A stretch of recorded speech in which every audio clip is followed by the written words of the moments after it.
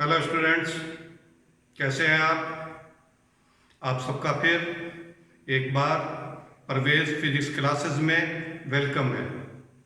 हम लोग coulombs law पर न्यूमेरिकल्स देख रहे हैं। 3 लेक्चर इससे पहले न्यूमेरिकल्स का हम लोगों ने देखा है, यह 4th लेक्चर है। पिछले 3 लेक्चर में हम लोग 7 टाइप्स के प्रॉब्लम्स को सॉल्व करने का ट्रिक्स, तरीका और उस पर मॉडल क्वेश्चंस देखा था।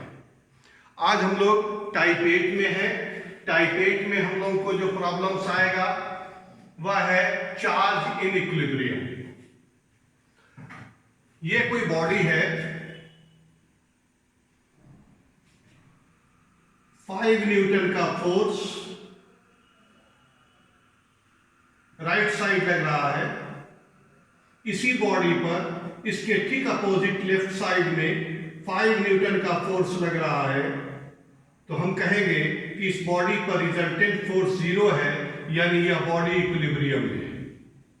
तो व्हाट इक्विलिब्रियम समझ में आ रहा है कि अगर कोई चार्ज इक्विलिब्रियम में होगा तो उस चार्ज पर रिजल्टेंट फोर्स 0 होगा।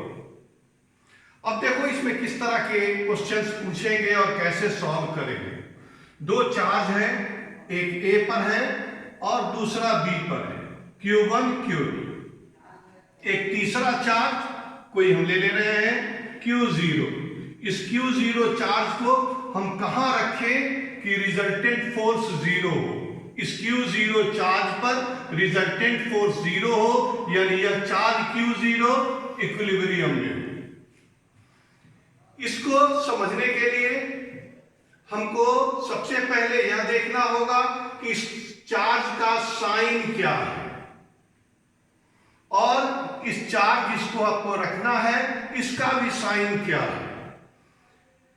यह चार्ज हमको इसी लाइन पर कहां रखा जाए कि रिजल्टेंट फोर्स 0 हो। कहां कहां रख सकते हो? ए के आउटर रीजन में, बी के आउटर रीजन में, ए और बी के बीच। अब वह पॉइंट डिपेंड करेगा कि यह चार्ज का साइन कैसा है। तो आइए फर्स्ट केस में हम पहले दोनों चार्ज को पॉजिटिव लेते हैं। दोनों चार्ज को पॉजिटिव लेते हैं।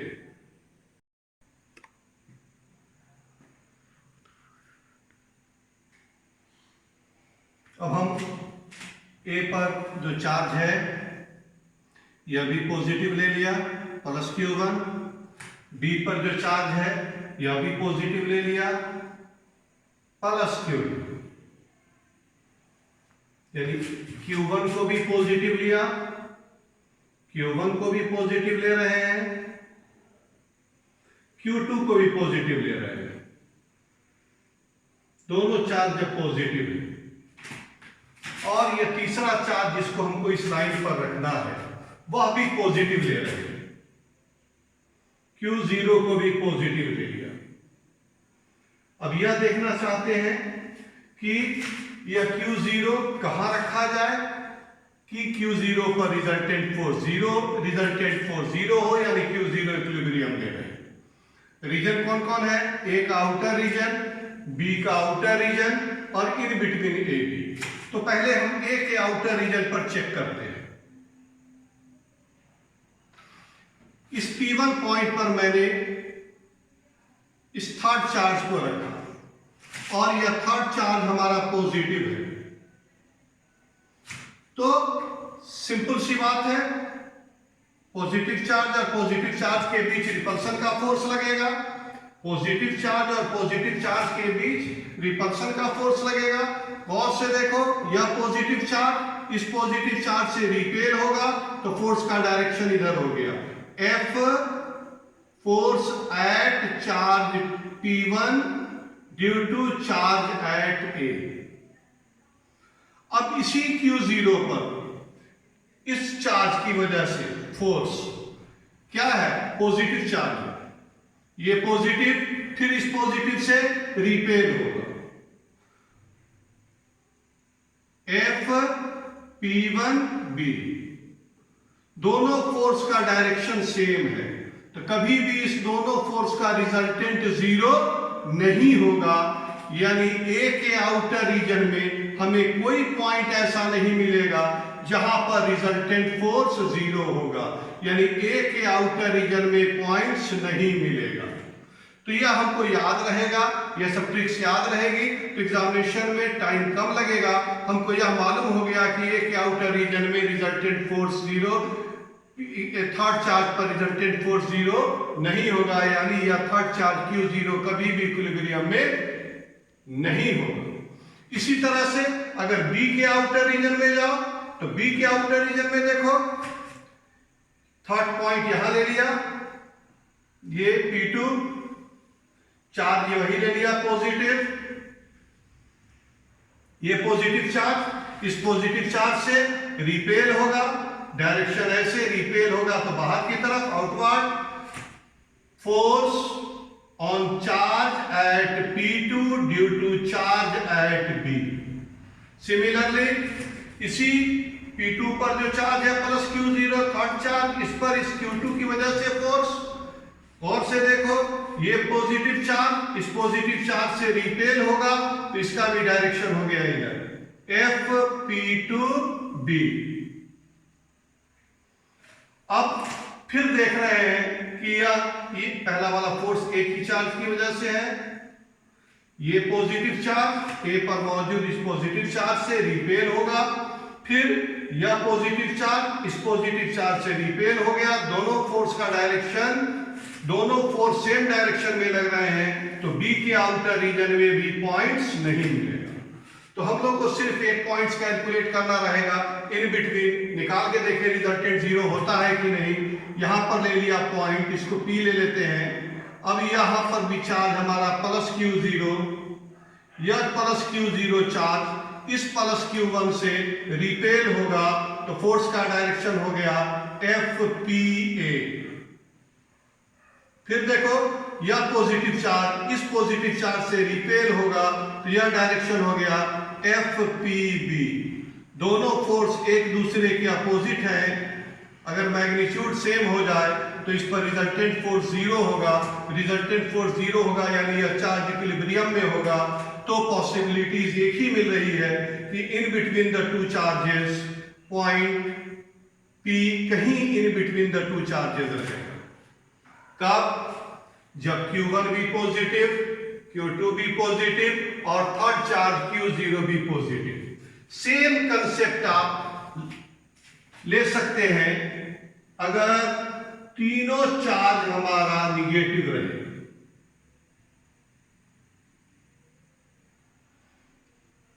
Q1, Q2 और Q0 तीनों पॉजिटिव रहे या Q1, Q2, Q0 तीनों निगेटिव रहे, तो दोनों चार्ज के आउटर रीजन में कोई पॉइंट्स नहीं मिलेगा जहां पर यह चार्ज Q0 इक्विलिब्रियम में रहे। पॉइंट्स कहां मिलेगा? तो in between the two charges. तो यहां पॉइंट मिल रहा है in between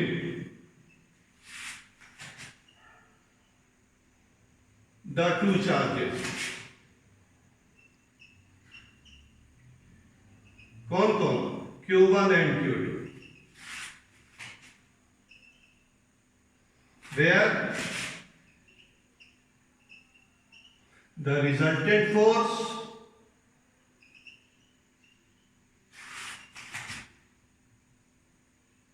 on third charge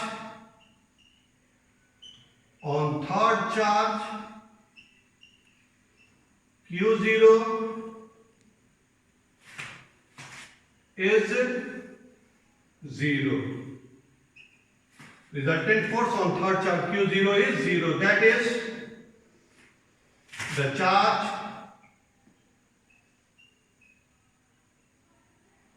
Q0 is in equilibrium.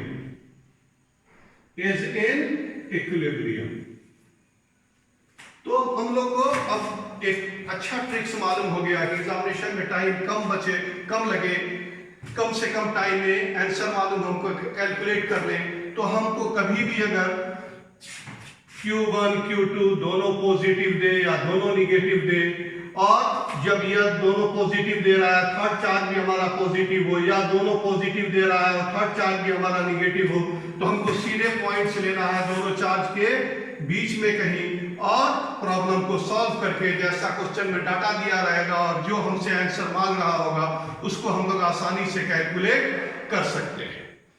अब हम लोग इसी को आगे बढ़ाते हैं और देखते हैं आगे क्या पॉसिबिलिटीज आती हैं।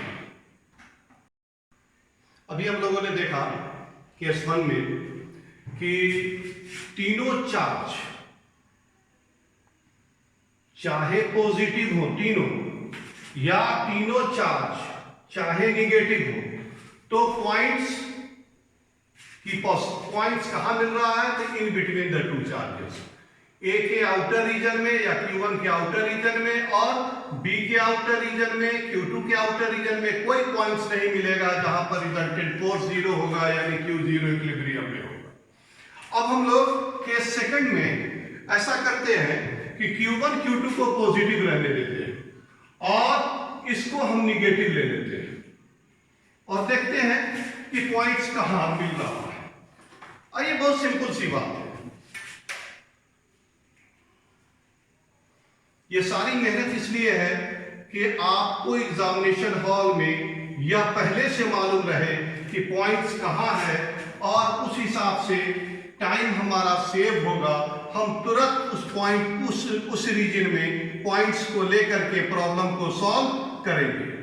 ए पर ले लिया positive charge, A B positive, B पर भी ले लिया पॉजिटिव चार्ज,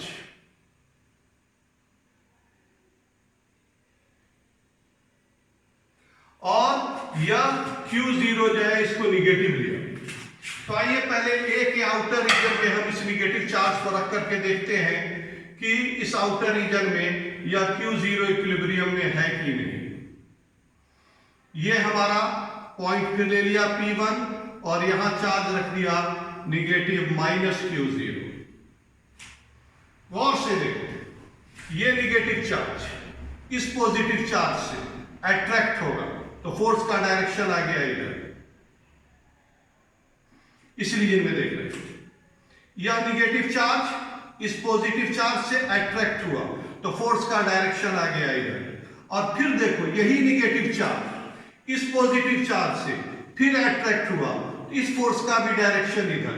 दोनों फोर्स, इसको F1 F2 लिख देते हैं, जगह कम है, दोनों फोर्स का डायरेक्शन एक आ रहा है।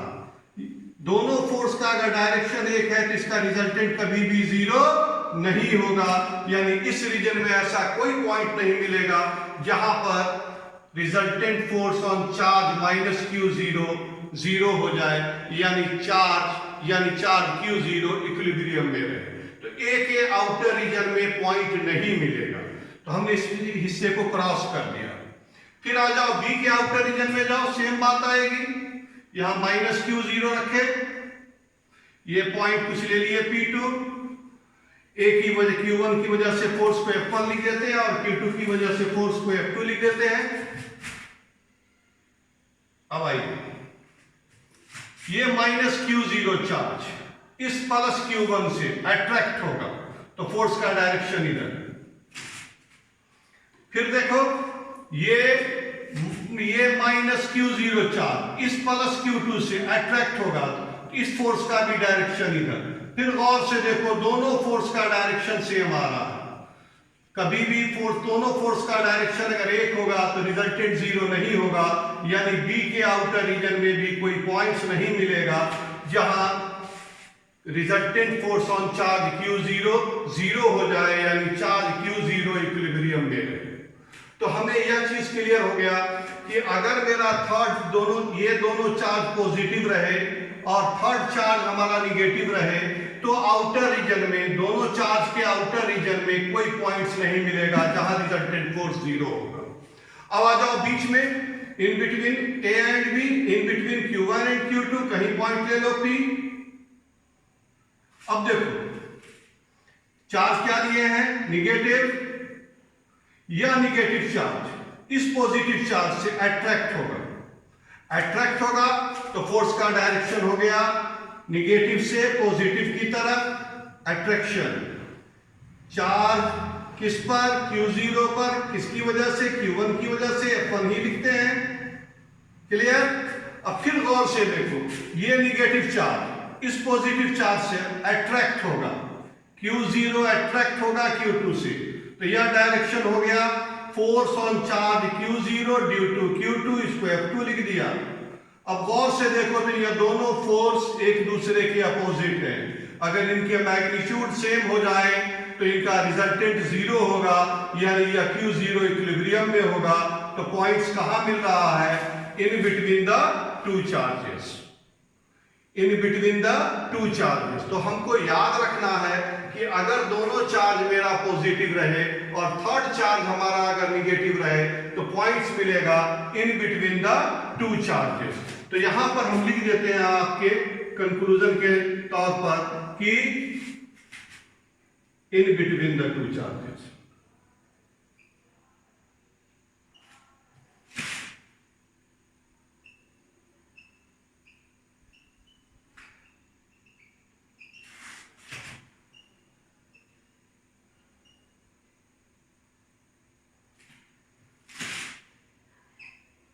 Charge Q0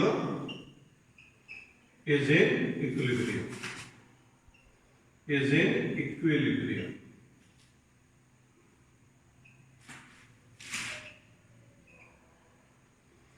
अब एक और केस देखेंगे, एक केस और क्या लेंगे, एक पॉजिटिव लेंगे, Q1 को पॉजिटिव लेंगे, Q2 को निगेटिव लेंगे, और तीसरा चार्ज हम पॉजिटिव या निगेटिव लेंगे, तब क्या होगा इसको थर्ड केस में समझेंगे। अभी तक दो केस में यह समझा कि अगर मेरा फर्स्ट केस में अगर मेरा तीनों चार्ज Q1, Q2 और Q0 पॉजिटिव रहे तो point in between the two charges मिलेगा, आउटर रीजन में कोई पॉइंट नहीं मिलेगा जहां रिजल्टेंट फोर्स जीरो होगा। उसी में फिर ले लिए थे कि Q1 भी निगेटिव, Q2 भी निगेटिव और Q0 भी निगेटिव, तो पॉइंट मिला था इन बिटवीन द टू चार्जेस। और इस केस में भी पॉइंट्स मिला जब दोनों पॉजिटिव और Q0 निगेटिव, तो पॉइंट मिला इन बिटवीन द टू चार्जेस।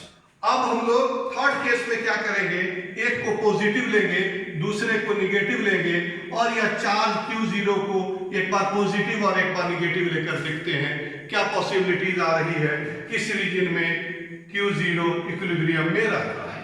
तो आइए थर्ड पॉइंट की तरफ बढ़ते हैं। थर्ड पॉइंट में हम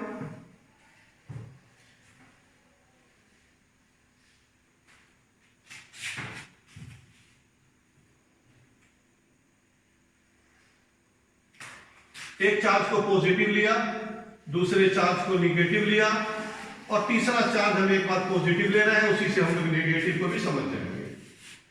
देखो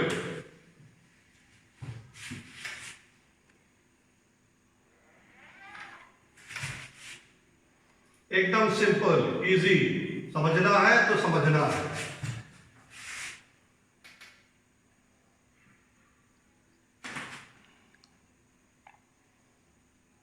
ए पर हमारा पॉजिटिव चार्ज है, बी पर भी हमारा पॉजिटिव चार्ज है, सॉरी निगेटिव चार्ज है, और ये तीसरा चार्ज हम ले रहे हैं पॉजिटिव।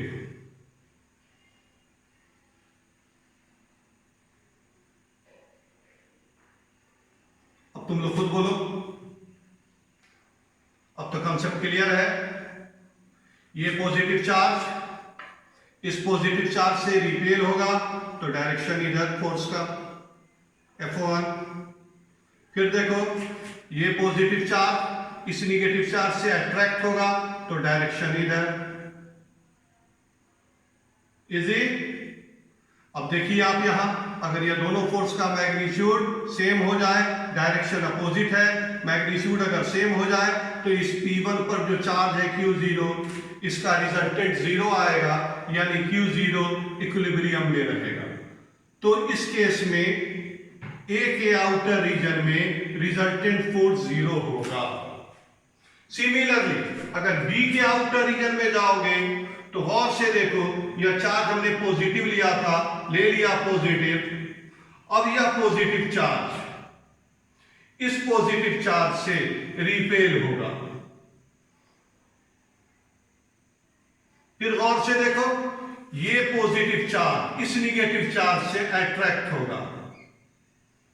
अगर इस दोनों फोर्स का मैग्नीट्यूड सेम हो जाए, डायरेक्शन अपोजिट नजर आ रहा है, अगर मैग्नीट्यूड सेम हो जाए तो इनका रिजल्टेंट, इस दोनों का रिजल्टेंट 0 आएगा।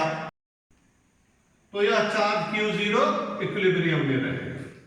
अब बीच में भी चेक करके देखें कि इक्विलिब्रियम का पोजीशन मिलता है कि नहीं। कहीं यहां ले लो पॉइंट, इस पॉइंट को P2 कर दिया, इस पॉइंट को P ले लिया। आ जाओ, यहां पर चार्ज क्या लेना है, चार्ज हम लोग ले रहे हैं पॉजिटिव, तो यहां भी पॉजिटिव ले लिया।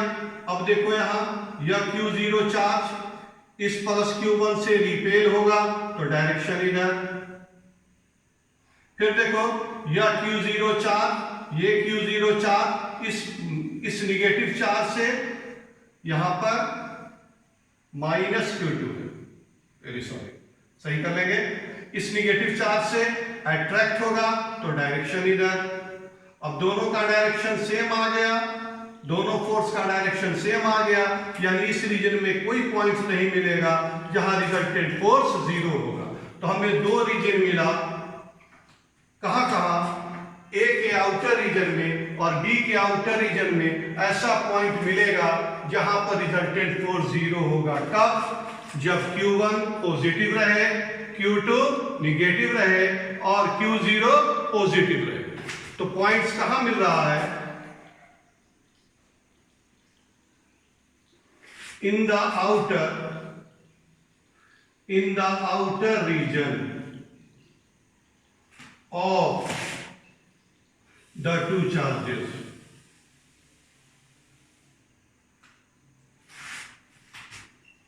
कौन कौन चार्ज है? Q1 and Q2, where the charge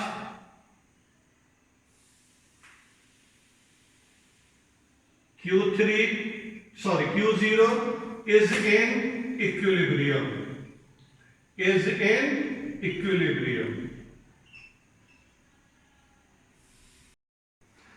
अगर यही चीज एक पॉजिटिव और एक निगेटिव रहे, और ये मेरा थर्ड चार्ज अभी पॉजिटिव लेके चले थे, अगर थर्ड चार्ज आप निगेटिव लेके चलिएगा तब भी सेम रिजल्ट आएगा। यानी दोनों अनलाइक चार्ज रहे, ए पर पॉजिटिव, बी पर निगेटिव, और थर्ड चार्ज जिसको हमको रखना है वो हम या तो पॉजिटिव लें या निगेटिव लें, चाहे पॉजिटिव लें या निगेटिव लें, पॉइंट कभी भी in between the two charges नहीं मिलेगा। जब मिलेगा तो in the outer region of the two charges. इस तरह से हमको यह पहले से मालूम है कि अब कैसा चार्ज दिया हुआ है तो पॉइंट कहां में रहेगा, हम उस रीजन में पॉइंट्स को ले करके और जो न्यूमेरिकल्स, जो ऑब्जेक्टिव्स आपको देगा उसमें जो गिवन डाटा रहेगा और जो आंसर आपको कैलकुलेट करने के लिए कह रहा है वो आसानी से हम लोग कैलकुलेट कर सकते हैं। अब इस पर हम एक मॉडल क्वेश्चंस को देखते हैं। अब हम लोग इस पर एक मॉडल क्वेश्चन देख रहे हैं कि 2 point charges +4e and +e are fixed at distance a apart. Where should a third point charge +q be placed on the line joining the two charges so that it may be in equilibrium? और से पहले question देखो क्या कह रहा है। ये line है,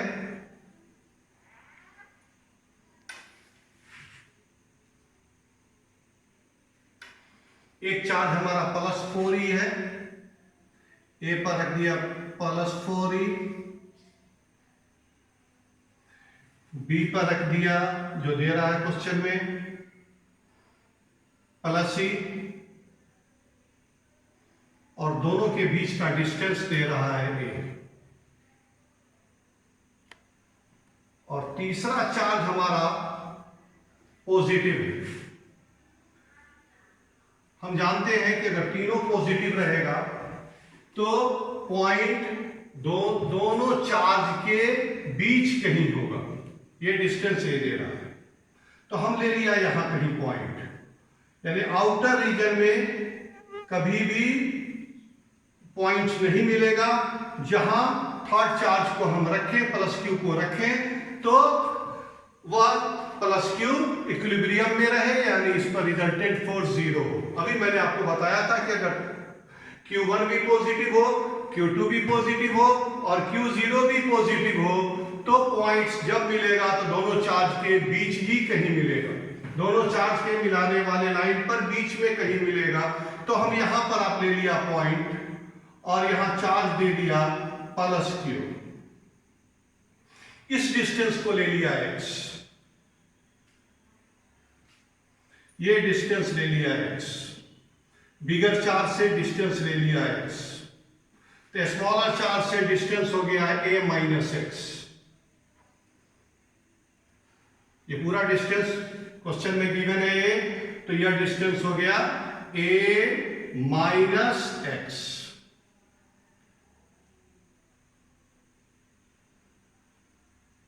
इसी x का वैल्यू हमको कैलकुलेट करना है। और से देखो, ये पॉजिटिव चार्ज इस पॉजिटिव चार्ज से रिपेल होगा, तो आ गया यह F P A, force on charge at P due to charge at A. Similarly यह पॉजिटिव चार्ज P पर जो पॉजिटिव चार्ज है प्लस क्यू, B पर जो मौजूद पॉजिटिव चार्ज है प्लस ई से रिपेल होगा, या पॉजिटिव इस पॉजिटिव से रिपेल होगा, तो इसका डायरेक्शन आ गया इधर। दोनों एक दूसरे के अपोजिट आ रहे हैं, क्योंकoraz पहले भी समझा चुके हैं। अब इस दोनों के मैग्नीट्यूड को सेम करके और x का वैल्यू कैलकुलेट कर दो। As charge plus Q is in equilibrium, therefore direction opposite है ही, मैग्नीट्यूड को सिर्फ सेम कर दो। Therefore F P A equal F P B. अब वैल्यू पुट करो। एफ पी ए का value 1/4 pi epsilon naught, P पर चार्ज का मैग्नीट्यूड Q, A पर चार्ज का मैग्नीट्यूड 4e,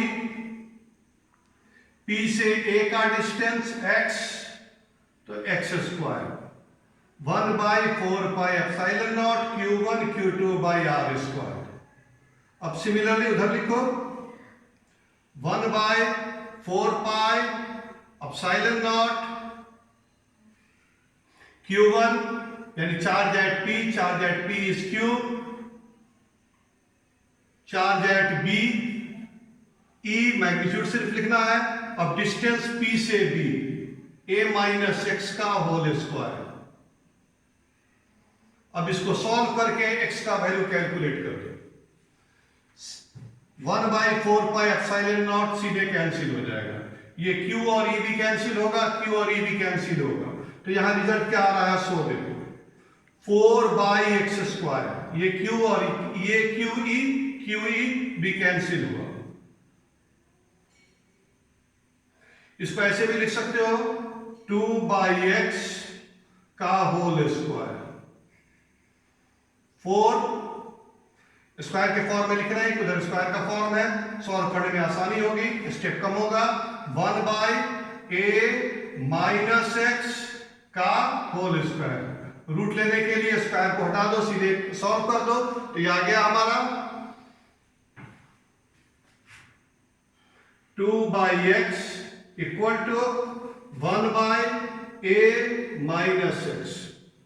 क्रॉस मल्टीप्लिकेशन करो, x is equal to x into 1x, 2a minus 2x।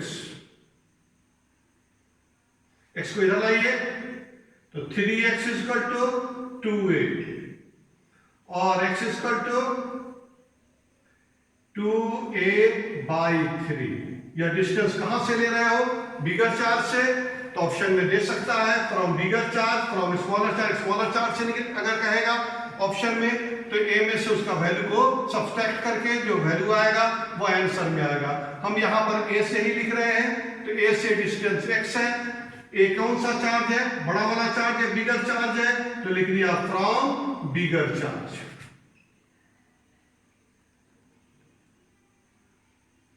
इस तरह के क्वेश्चन इसमें पूछते हैं। जो कंसेप्ट आपको आज हमने दिया है, उस कंसेप्ट को आप 2 बार 3 बार 4 बार वीडियो को आप चला करके देखेंगे तो आपको पढ़ाई पूरी की पूरी एकदम आसान होती चली जाएगी और हमको बहुत ज्यादा सवाल में तब मेहनत नहीं करनी पड़ेगी। हमको मालूम रहेगा किस रीजन में चार्ज का क्या साइन है, तो किस रीजन में चार्ज इक्विलिब्रियम में रहेंगे, सीधे उस रीजन में पॉइंट लेंगे। और इस तरह से अगर डिस्टेंस कैलकुलेट करने के लिए कहेगा तो फोर्स को जिस रीजन में इक्विलिब्रियम मिल रहा है उस रीजन में, इसी तरीका से जैसे यहाँ इस रीजन में इक्विलिब्रियम में है तो यहाँ दोनों फोर्स को इक्वेट करके हम डिस्टेंस को कैलकुलेट कर दिया कि बिगर चार्ज से डिस्टेंस निकला 2a/3। तो हम इस तरह के प्रॉब्लम को हम आसानी से सॉल्व कर सकते हैं कम से कम वक्त में।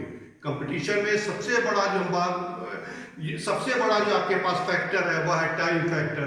टाइम फैक्टर कहने का मतलब कि कम से कम टाइम में हम सवाल ज्यादा से ज्यादा सॉल्व कर सके, क्योंकि टाइम हमारे पास लिमिट है और क्वेश्चंस बहुत ज्यादा रहते हैं। तो अगले टाइप्स की ओर पढ़ते हैं। अगला टाइप है, बताए थे मैक्सिमम फोर्स पर। तो आज हम लोग अपने लेक्चर को यहीं पर रोक रहे हैं। इससे अभी तक हम लोगों ने 8 टाइप्स के प्रॉब्लम्स को देखा।